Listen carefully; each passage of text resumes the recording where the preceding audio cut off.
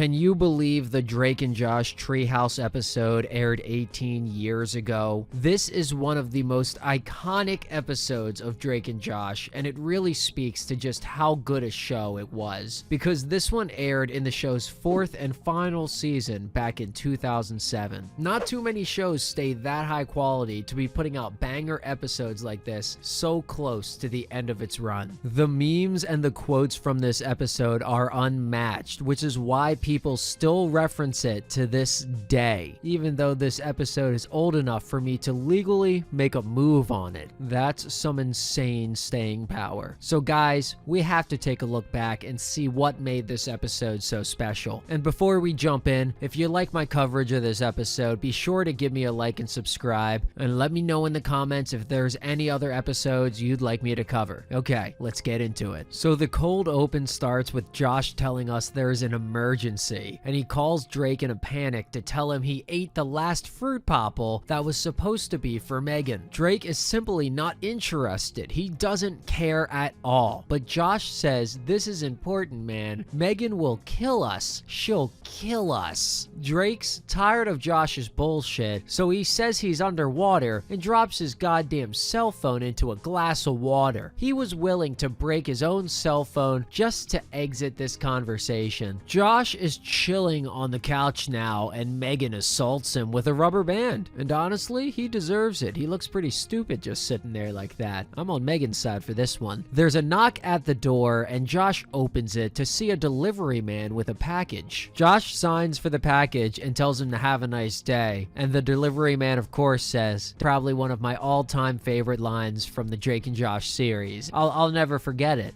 Have a good day. Don't tell me what to do. This delivery man knew what he had cooking with this line. He gave everything he had to this 5-second acting performance. He knew this was his big moment, and he shined like the brightest star in the sky. Josh opens the box, and there's a model rocket inside from Grandma. He really wants to build it, but he feels like a lame-ass dork when Drake says it's for little kids, and says he has a way cooler announcement, a double date for him and Josh tomorrow night with hot twins. Josh is super hyped about the date, but low-key, he still wants to build the rocket. And so does Drake, it turns out, but he just felt too cool to admit it, so they run off to go build the rocket together. Cut to the theme song. Always a banger time, always gets me lit to watch this show. Let's go. In their room, Drake struggles to read the instructions because he is basically, functionally illiterate. He keeps calling the nose cone a nose con, which is perplexing because cone is a pretty common word. Traffic cone, ice cream cone. Come on now, Drake. They have the rocket mostly put together, but can't figure out the last piece. Megan comes into their room and says, "You losers, you're really in the 11th grade playing with a model rocket?" They pretend to be building it for the children's hospital, and when she asks them which one, Drake says, "St. Illness."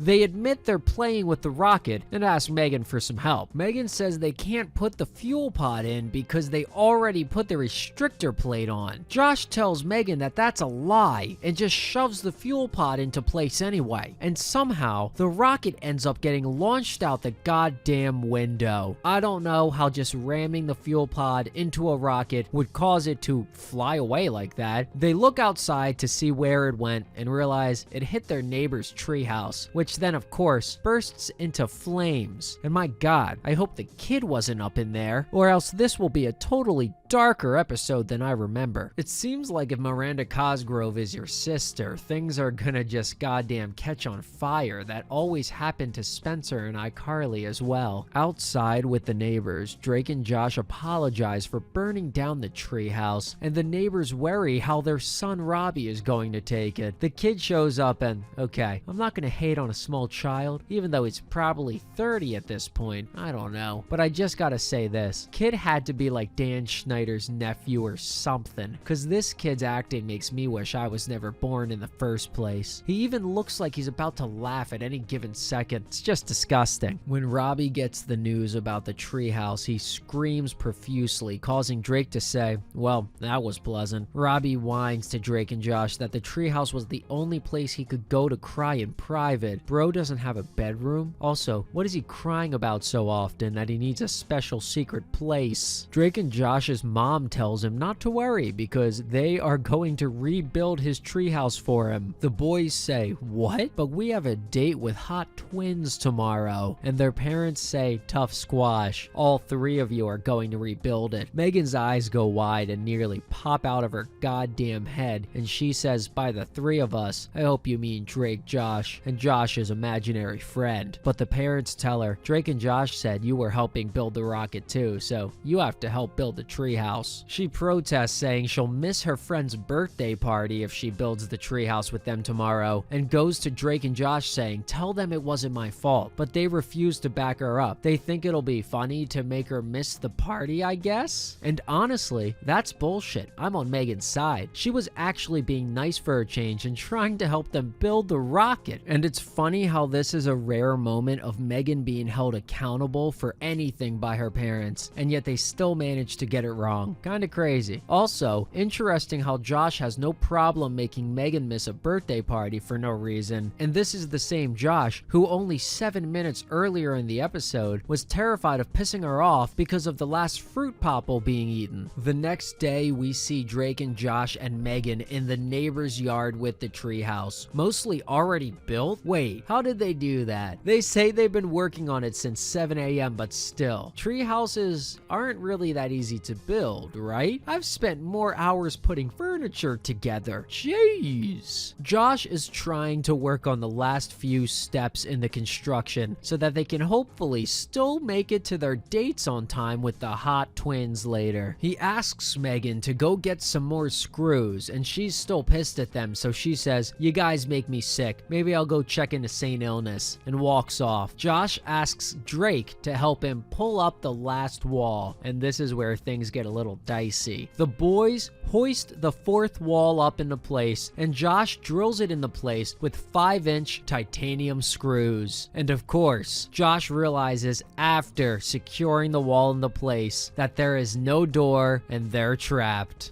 Drake? What? Where's the door hole? One of the most famous scenes in TV history. I'll never forget. I'll be on my deathbed having flashes of Josh's face. Josh's facial reaction to Drake when he notices there's no door. Let me tell you, that scene is something I will never forget. Even if I'm blind, I will be seeing it in my mind. And honestly, Josh kind of blames Drake for the entire endeavor. And honestly, Josh, you hoisted up the wall too, and you didn't have a blindfold on, buddy. You can't always blame others for your mistakes, Josh. I'm getting pissed. Sure, Drake was supposed to cut out the door with a saw, but he didn't do it yet. How could Josh not notice this before screwing in the third and fourth screws? I get the first one, maybe even the second one, but Buddy had to screw in 4 different screws to secure this wall, and not once did he look at the door and realize, oh, it's not there? Megan walks back over with the screws, and Josh screams for her to bring him the power saw. She asks why, and he blabs because Drake forgot to saw out the door and we're goddamn trapped, vulnerable, and helpless in here. And I don't know why Josh would say that knowing Megan is super pissed at them. He could have tried to play it cool and, I don't know, pretend he needed the saw for a different reason or something, but he's a bozo. Megan, of course, is overjoyed that Drake and Josh are trapped, and she has no plans of giving them that power saw whatsoever. Their date is in 2 hours, so they scream at her to go get help, but she says, "Too bad, I missed my birthday party. Now you can miss your dates." Instead of getting them help, she says she is going to get a snow cone. And Drake, of course, asks her to bring him a snow cone. Great callback joke, and I love snow cones. Drake decides to try getting out through the window, and Josh is holding him, and Drake says, "Don't touch me there." And why are there so many jokes about Drake getting his butt touched? Poor Drake, man. I mean, I don't know what Dan Schneider's mind was going through, because he knew about Drake's sexual assaults at the time of filming this show, and there are multiple sexual assault jokes against Drake in Helicopter. You're touching my butt. Oh, sorry. The Christmas movie. I want someone what that last girl was getting. Go, God. Oh, go. I just don't get why Dan Schneider would make Drake the subject to these kinds of jokes, knowing what he went through. Go! Ow! Ow! Ow! Ow! Don't touch me. me there.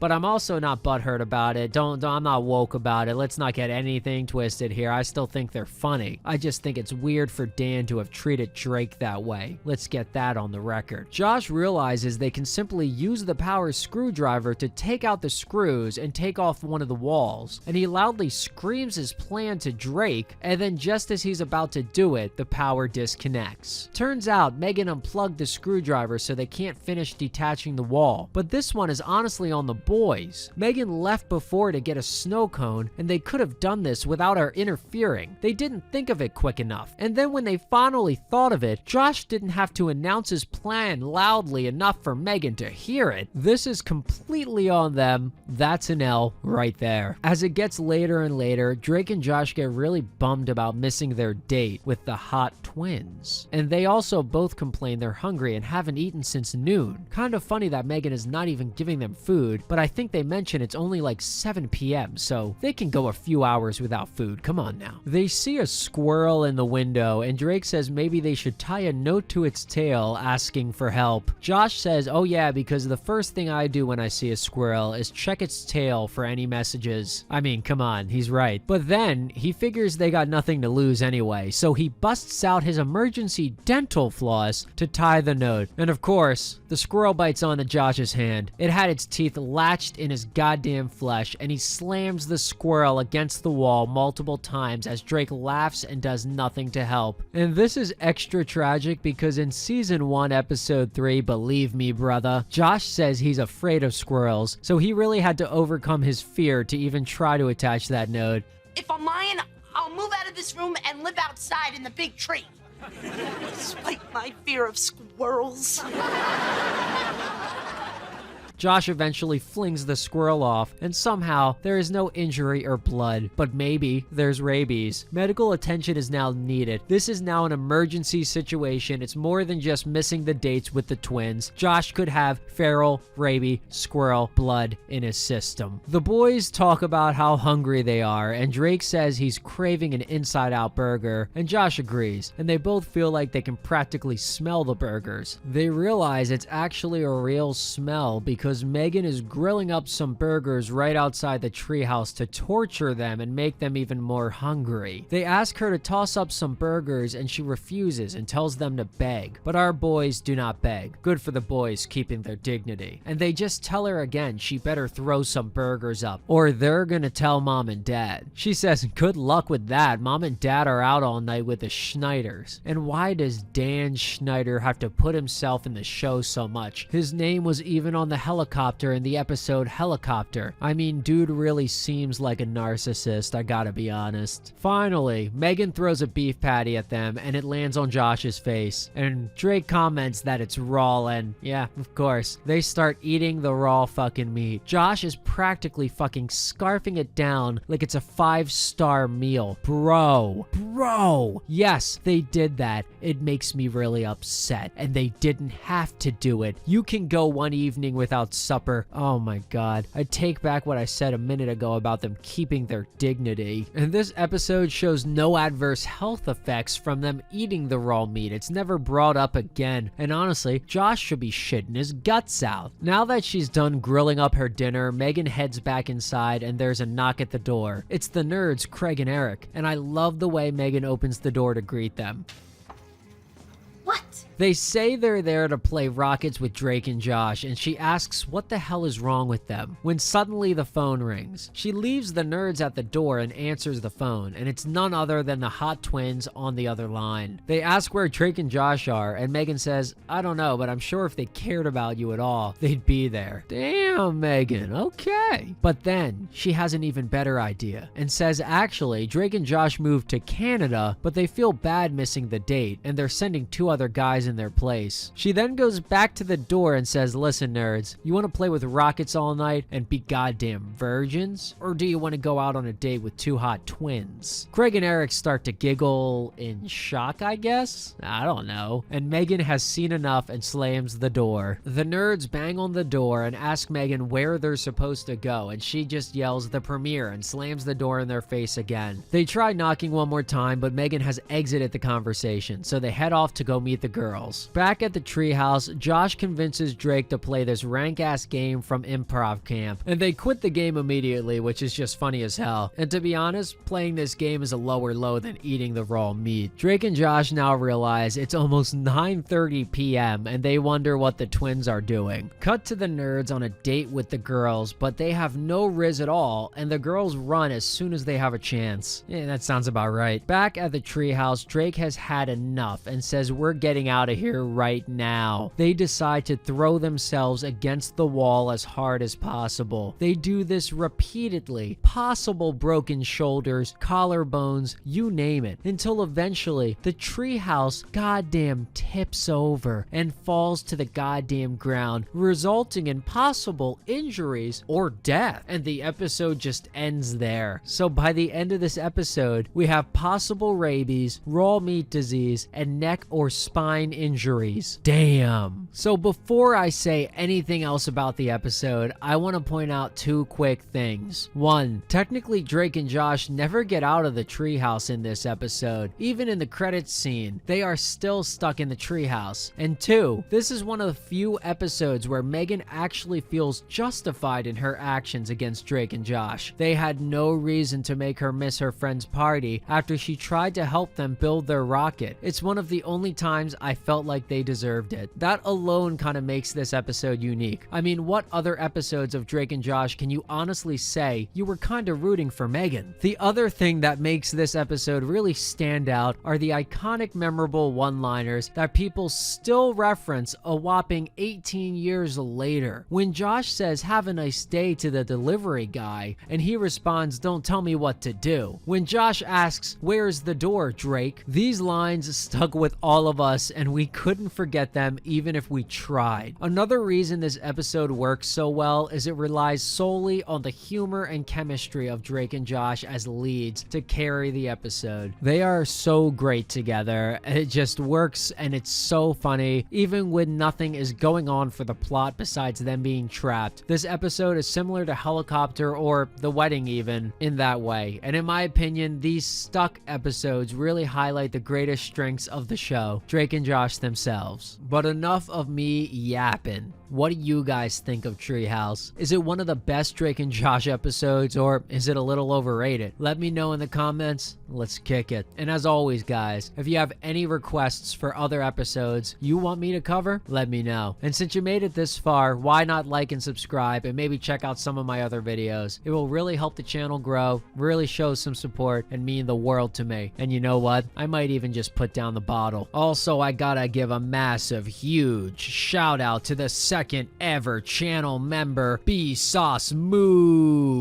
2 members deep, we keep going like this. Eventually, we will build an army big enough to storm the Capitol again. But in all seriousness, thank you, Bsosmoove, for joining as a member. You are amazing, you are grand, you are great. Kendyl, okay, I'm gonna give you a great, grand, and amazing rating as well. Keep on doing what you're doing, and thank you so much. All right, thanks for listening.